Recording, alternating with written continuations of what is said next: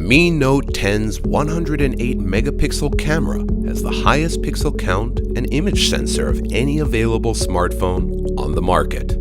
But what does all that mean for you?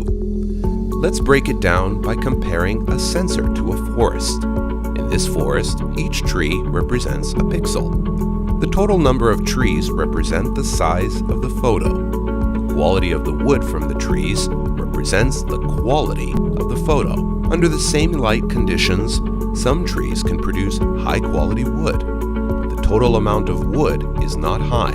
This is due to the limited size of the forest. This translates to a high-quality, small photo. If we simply increase the number of trees, the size of the forest stays the same, because the trees won't have a lot of space to grow. They will take in less light, which will affect the size of each tree. So even though the total amount of wood increases, the wood wouldn't be of the highest quality. This translates to a large size but low quality photo. See what happens when we increase the number of trees and look to maintain the quality of the wood.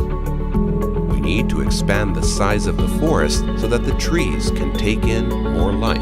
It's just like Mi Note 10, large image sensor and 108 megapixels. This means more details and higher quality photos.